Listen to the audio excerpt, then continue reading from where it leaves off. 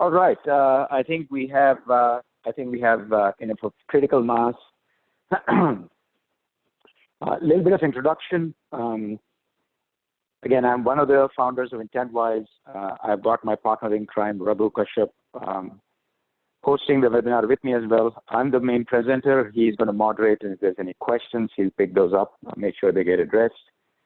A little bit about Intentwise. We are a Chicago-based technology company. We are an Amazon advertising partner. What we have is we have a technology platform that helps Amazon advertisers manage their advertising campaigns efficiently. But today's conversation is really on a topic about troubleshooting and managing ACOS, which, any one of us who's running campaigns has run into the situation many times over. In terms of agenda for the day, it's really kind of broadly two things. One is we are going to share with you an approach that has really worked for us and some of our clients. And two, we're also going to share some of the common drivers we have found over the years in terms of things that could be driving up your ACOS. But before I jump into those details, I do want to touch on kind of why are we doing this webinar today. The team at Intentwise, we have spent a good part of the last 15 years in the digital advertising space. Many of us, including myself, has been in your shoe as advertisers managing sizable budgets, not necessarily on Amazon, but on Google and Bing and Facebook in the past. And then now over the last 4 years or so, we've been focused on Amazon. I think all of us advertisers can agree that situations when performance is down are the most nerve-wracking. And depending on who you are, you've got stakeholders to answer questions to about performance, and you're on the hook to come up with answers, and you don't have a ton of time. So it all leads to a lot of mental anxiety. We've all been there. I have been there. But there are lessons that we have learned that we believe that have certainly helped us, and we believe that they'll help you as well. The other reason to be talking about this topic is, to be honest, Amazon advertising complexity is just really only increasing. I'll get into that more in a moment. But the more complex it gets, the more difficult this is going to be. So, no better time than now to be thinking about structuring performance diagnostics of advertising campaigns.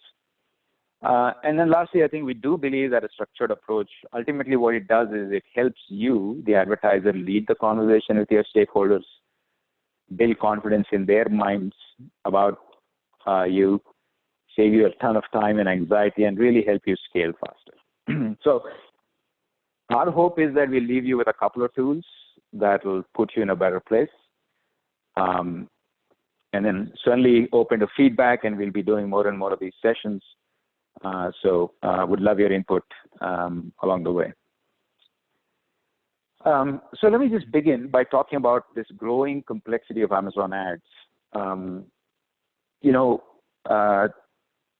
Amazon is changing things on a weekly, monthly basis at this point. So just as a simple example, if you look at the different campaign types, sponsored product targeting campaigns got introduced maybe 3-4 months ago. As of a couple of weeks ago, Amazon is now introducing sponsored display campaigns, which were, if you're a vendor on the call, 1P, you had the option to do product display ads. Those are now being transformed into sponsored display campaigns with a few different levels.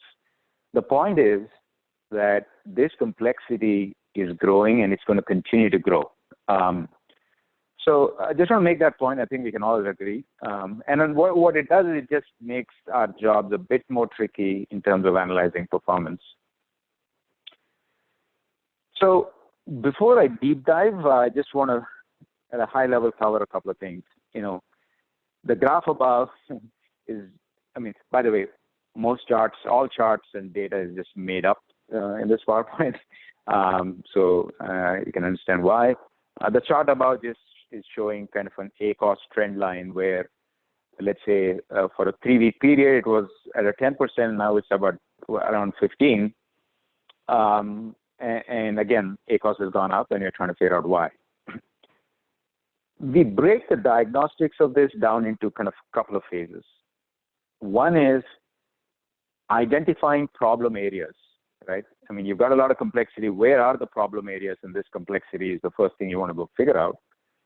But once you understand where the problems are occurring, then you can kind of get into the root cause of why. But I'll tell you right now, in our experience, as we see, whether it's our clients, across several accounts, identifying problem areas itself just consumes a lot of time. Honestly, most of the time, if you're able to do a decent job of this, you'll crack the problem 70, 80% of the way. So I'm going to drill deep into that, and then talk about root causes as well. And I think as I get into this, I want to make sure we are in sync on some of the terminology you might be hearing from me. Some of this, if you're in the data analytics space, you're familiar with these. If not, that's okay. I'll just cover them quickly. You'll hear the term dimensions. All it means is they're not actual metrics. So, for example, an account or a campaign type or a campaign or a keyword, these are metrics. These are specific logical blocks, so we call them dimensions. And there's metrics or measures, spend, revenue, ACOS, so on and so forth. Because our topic is ACOS, I want to make sure everyone's on the same page in terms of what ACOS formula looks like. It's very simply ad spend divided by ad revenue as a percentage. What that means is the higher the number, the not so good it is. So, and that number could be going up because spend went up, revenue didn't, or spend stayed the same, revenue declined, or both. That is ACOS, advertising cost of sale. It's a kind of a unique Amazon metric. I think if you're someone that is managing other channels, we're familiar with metrics like return on ad spend, ROAS, which is the inverse of this. But in the Amazon world, everyone talks about ACOS. So, yeah, that's the definition.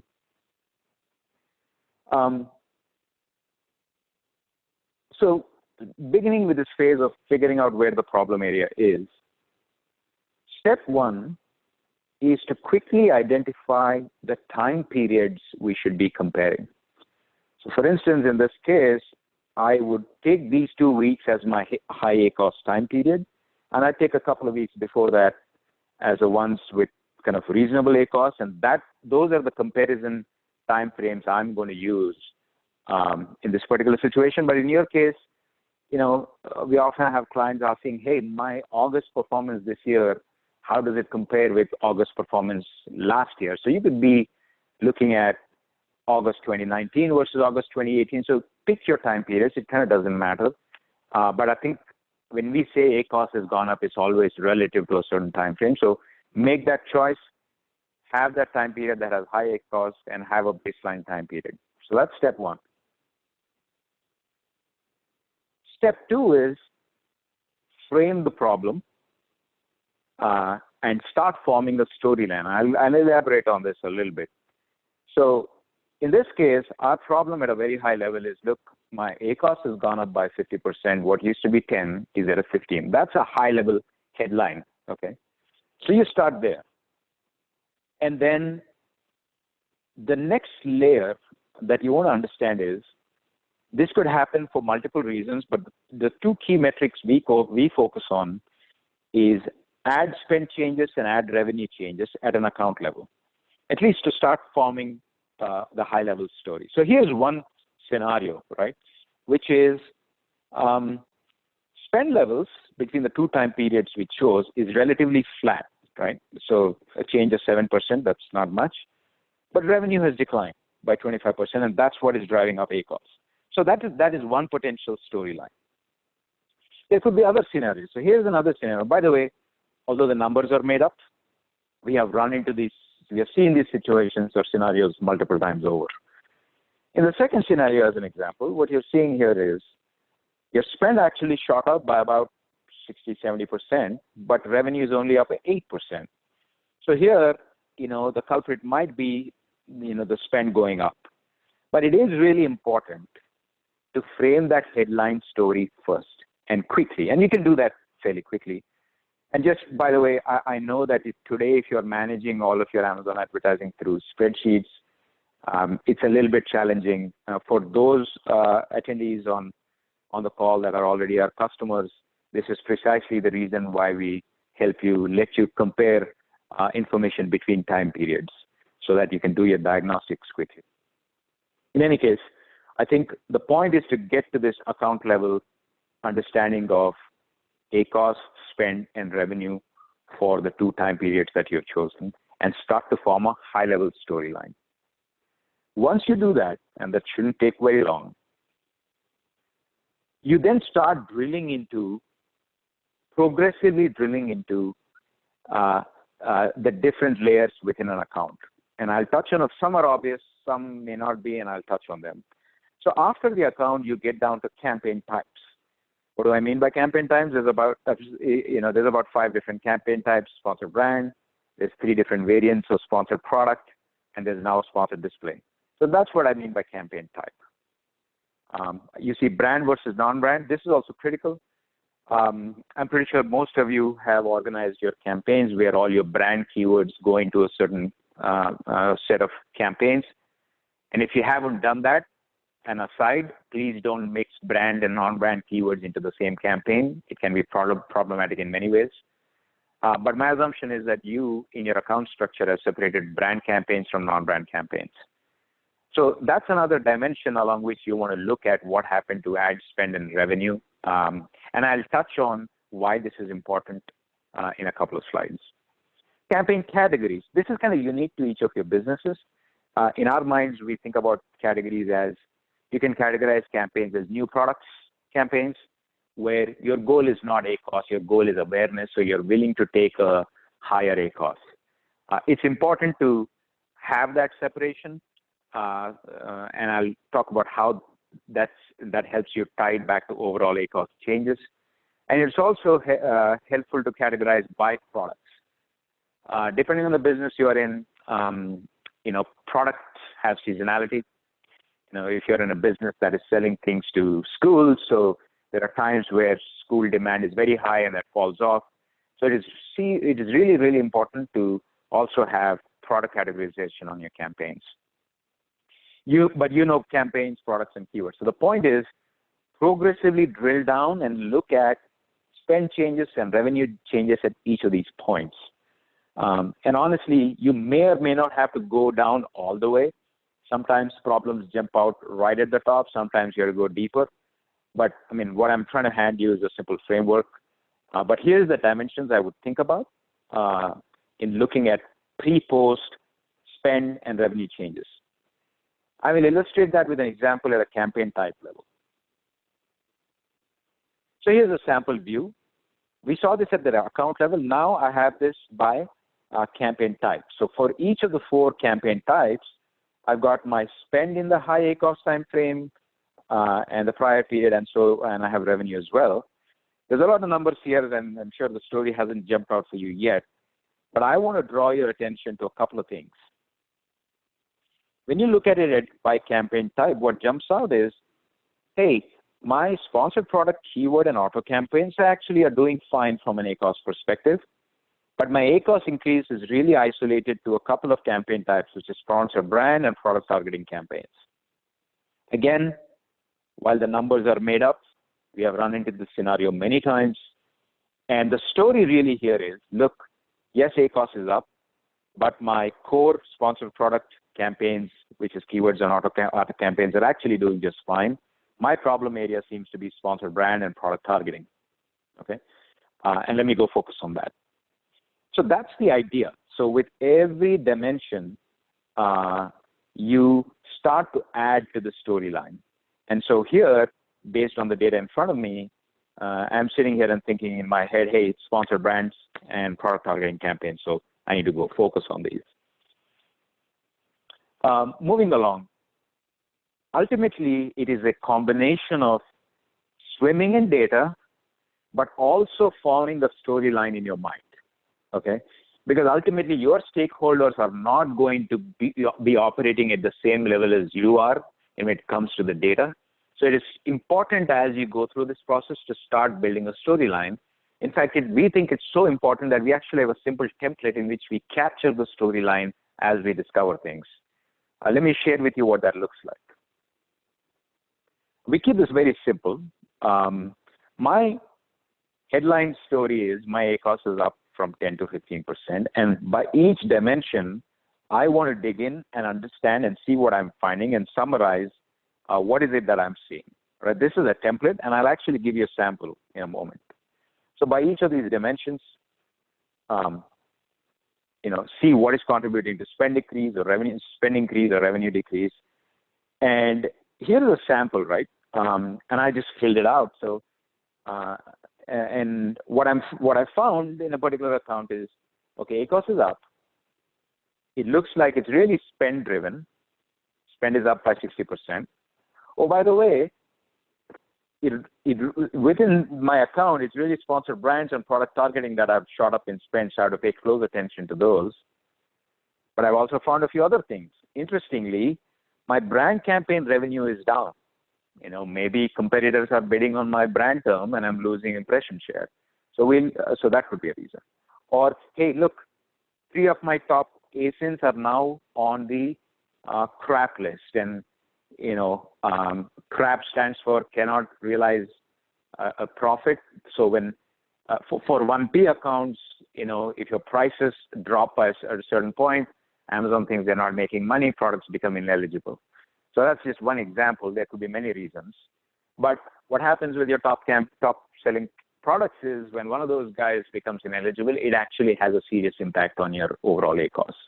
Or, in this case, the keywords. So you've got a few keywords that have just shot up in spend and have high ACOS. The point here is it's not the specifics, but the idea here is you've got a framework in which you're analyzing data and capturing kind of key findings, and then your narrative, both to yourself and your stakeholders, just becomes crystal clear, becomes a lot simpler, and honestly just gives everybody a lot of confidence in the ability to go attack the problem. Let me pause here for a moment. If there's any questions, I can take those. If not, my next topic is to get into kind of root causes that we have seen over time across each of these dimensions. So I'll give you the floor for a moment. Please fire away any questions. Raghu, let me know if there's any questions and we can address them.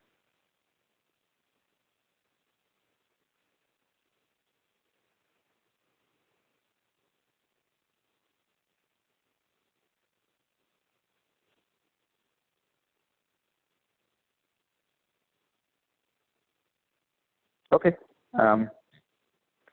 Raghu, I'm assuming there's no questions. If there are, just interrupt me, but I'll keep going. So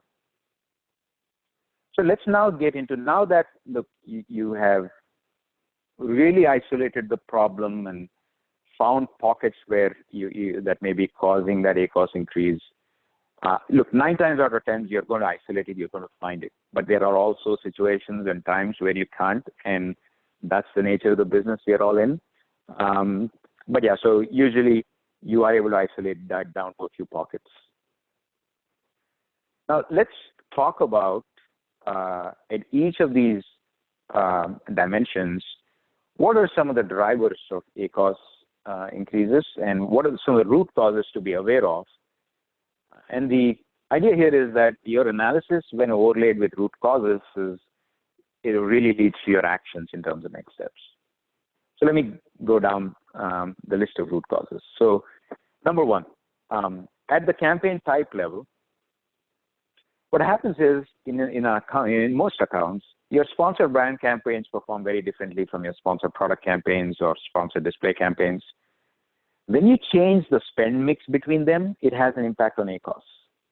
And so that is what you surface and isolate, and that's what's happening in your account. So that's at the campaign type level. Brand versus non-brand, and this we've seen this fairly often. If you're a brand, you're buying your brand terms, you've got a sponsored brand ad all the way at the top, and that drives a lot of revenue. Oftentimes, they may not take a lot of spend, but they drive a lot of revenue. Brand campaigns have an outsized impact on what your ACOS looks like. So when one of your competitors jumps in and starts to bid up on your brand term and you start losing share at that in that top asset or wherever it's site or wherever the sponsored brand assets, you start losing impressions, you start losing clicks, you start losing revenue. And that has a pretty dramatic impact on ACOS. So you really want to watch out for and isolate for, hey, is this a brand campaign specific problem or a non-brand problem? If it's a brand campaign problem, we have often seen competitors bidding on your terms being the cause for it. At a category level, there are kind of two things that often are the causes. One is you've got your efficiency-focused and performance-focused campaigns, your core campaigns, mixed in with your awareness-building campaigns. Let's say you're introducing a new product and you want to go build awareness. Typically, ACOS of those new product and awareness-building campaigns tends to be higher than your core campaigns. You just want to be able to isolate those two and see if the ACOS increase is just because of your awareness increasing efforts. If that is the case, then you need to worry less about that ACOS increase, but you want to be able to explain to yourself that that's truly the case. So that's one issue. The other thing we see is that, again, depending on the business you're in, there are seasonal aspects to the business.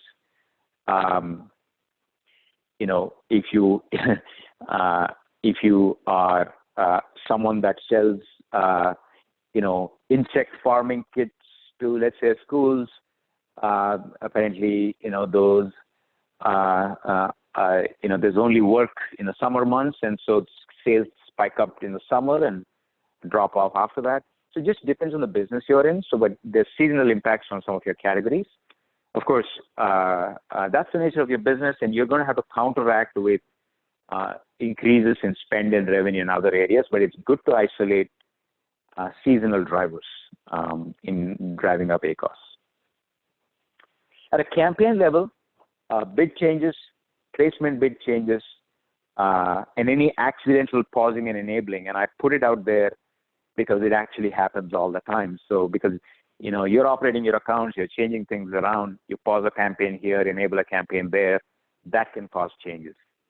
When it comes to bid changes, one thing I will say is that keeping change history, and certainly in our platform, we automatically enable it, but keeping change history of what you're doing is super valuable when you're going back and troubleshooting, okay? At a product level, there's multiple reasons. One, I touched on earlier in my presentation. When you have top-selling products that become ineligible for advertising, and that could be because you're out of stock, you're losing the buy box, there's just multiple reasons, that has a big impact. So you want to keep a close eye on your top-selling products. One of the obvious ways you see that a product has become ineligible is that in the pre- and post-time period comparison, you want to look at impressions. Impressions just tank when that happens and often become zero. That's the best indication of products becoming ineligible. The second point I make here is ASINs missing from your campaigns. As strange as it sounds, we see this all the time. Imagine if you have 500 or 1,000 products. You've got a bunch of manual campaigns and auto campaigns. You're rejigging things, moving things around. There's no way to know when you missed those 3 or 5 ASINs, okay? That could be the driver of ACOS changes. The third one, which is actually pretty interesting, is when a product goes on, let's say, deal of the day, one of the things you will notice is in your auto campaigns, that product starts to take up a lot of spend, but often it doesn't bring in the revenue. So ACOS is not great when that happens. It just goes up. In fact, in your search term data for the auto campaign, you will see today's deals placement as a search term. You will see it, and there will be a massive chunk of spend against it. That could be the reason why ACOS is shot up, right? And lastly, across the board price changes. There are situations, there are times when in the category that you're playing and in your account, Amazon could just change prices and drop prices by 10, 15, 20%. When that happens, you have done nothing. All metrics are relatively the same except revenue. The same order now brings you 20% less revenue, so it has an impact on ACOS. So you want to understand that. That could be one of the drivers too. And lastly, at the keyword level, three things that kind of surface to the top. One is you've added generic keywords, and sometimes that happens because when you look for suggested keywords on Amazon, they suggest a lot of generic keywords.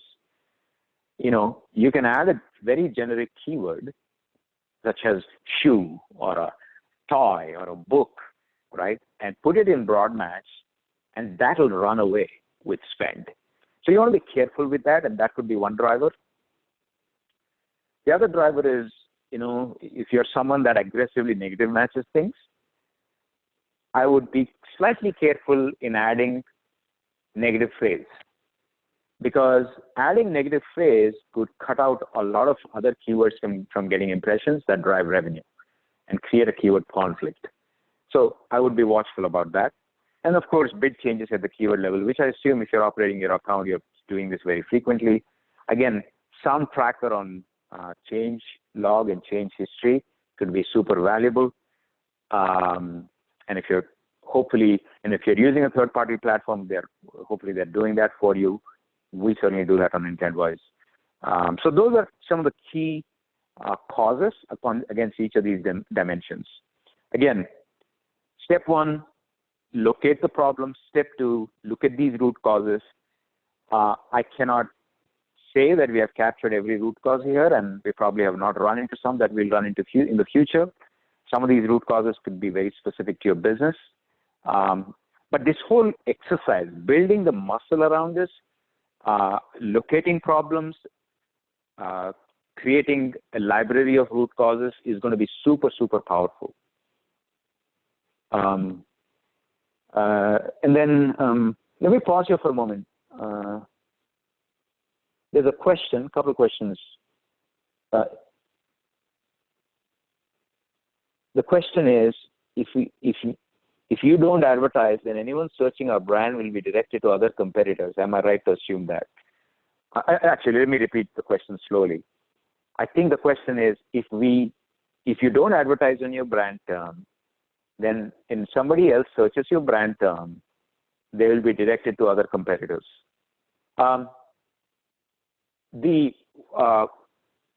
What happens is, competitors are fairly aggressive, right? So if you don't buy your brand terms, they're buying your brand terms. First of all, it probably is not that expensive to buy your brand term if you're not buying your brand term, because you're not participating in the auction. So it's relatively cheap for them to buy that brand term. And yes, when their ad shows up there and someone clicks on that, they are going to the competitors. Now, the organic results still potentially should be dominated by your results. That doesn't also imply that all organic results will be your results. There could be other competitors' results in there as well. But if you are not bidding on your brand term, your competitor is bidding on your brand term, and they click on those ads, yes, they will go to the competitor's products. The second question is, how does the product become ineligible? There's multiple reasons. You're out of stock. And if you're a 1P account, let's say you're selling on Walmart, for whatever reason drops price on your product, Amazon price matching kicks in, they drop the price, they let you drive more on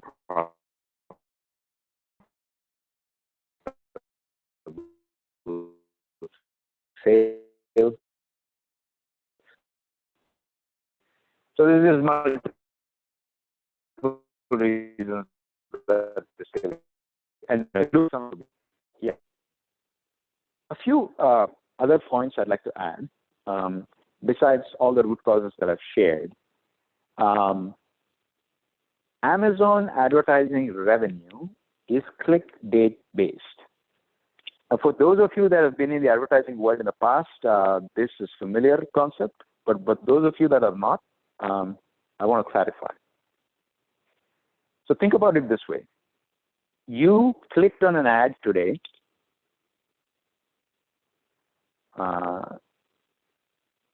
and you did not buy today, you bought 5 days from now.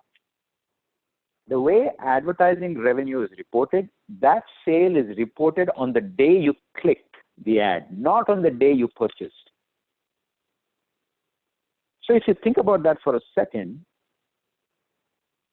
my sales today, let's say, can be $100, but in 10 days from now, when I look back at that same day, that could be $200, because people who clicked on that date can buy over a period of time.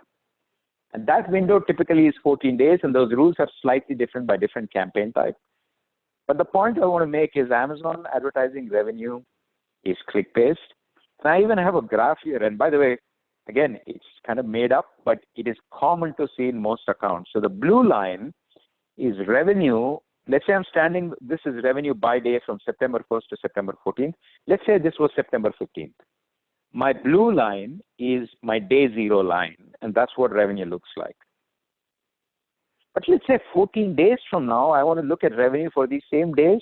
It could have gone up, okay? Anywhere from 0 to 20 to 25%.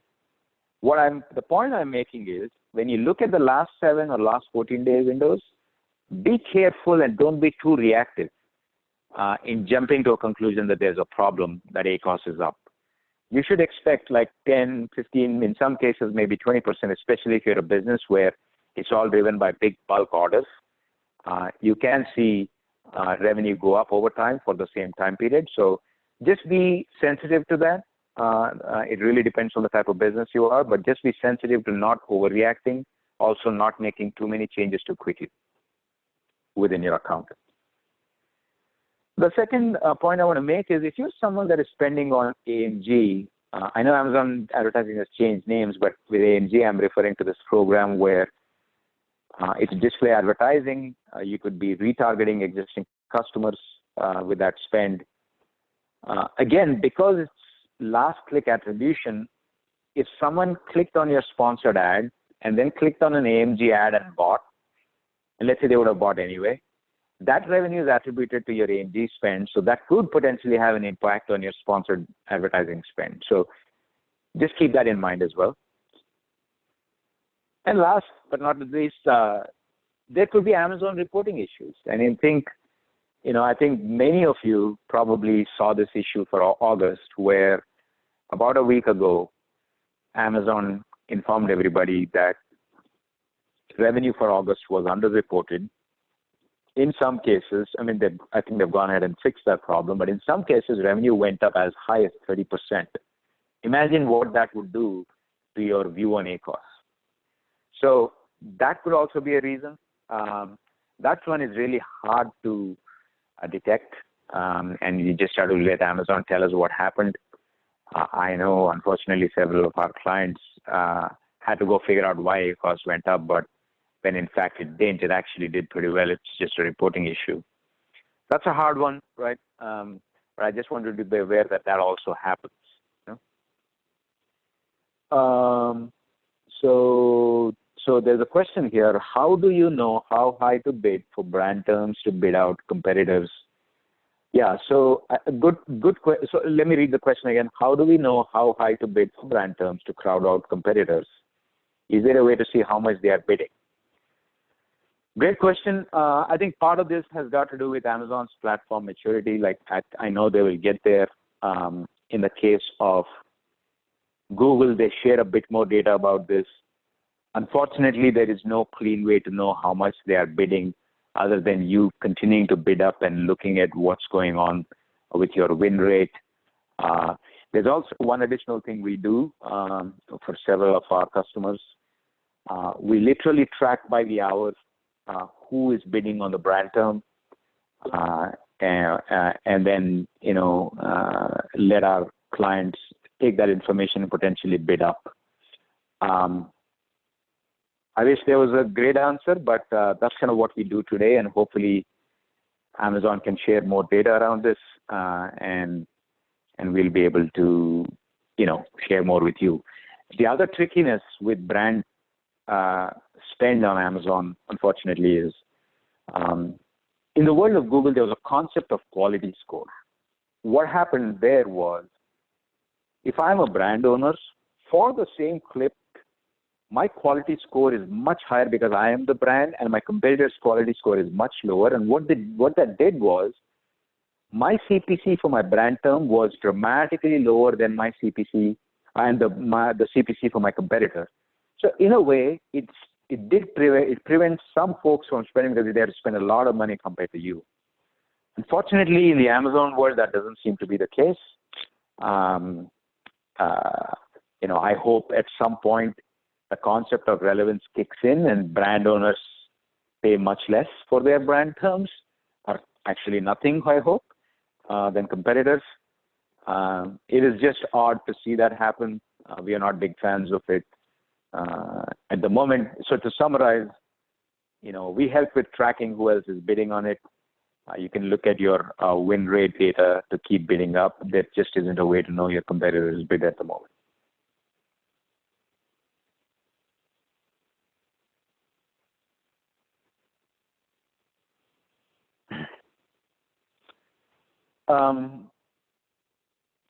Cool. So I think just to summarize all of this, if you don't have a structured approach already, establish one. Take whatever you find useful from today, but establish one ASAP. And also storylines. See, the power of storylines is that you can succinctly communicate to your stakeholders what's happening.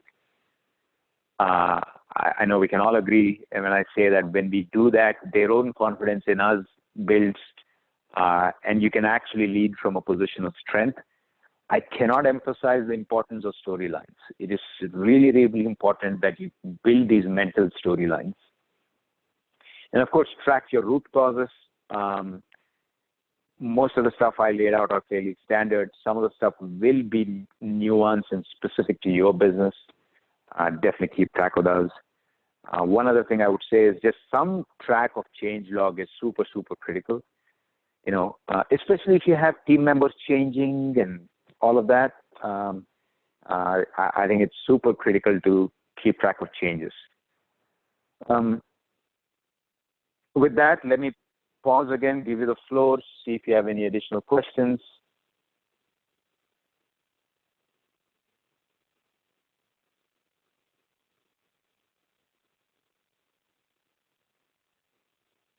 Okay, thanks, Raghu, for tuning me in. And then lastly, we will send out a link to today's webinar. There are a bunch of upcoming webinars. We as Intentwise, our stated goal is certainly with our technology and services, we want to help you get a lot more out of your Amazon advertising spend. But our other stated goal is we want to disseminate and share as much expertise as we can. So we'll be doing a lot of these webinars. We'll be blogging a lot. If you're interested, just keep signing up for our next set of webinars. Happy to have you participate. And then if you have any questions and you want to reach out to us, you can certainly email me directly, srinath@intentwise.com, or you can just send it to help@intentwise.com, and one of our team members will pick that up and respond back to you.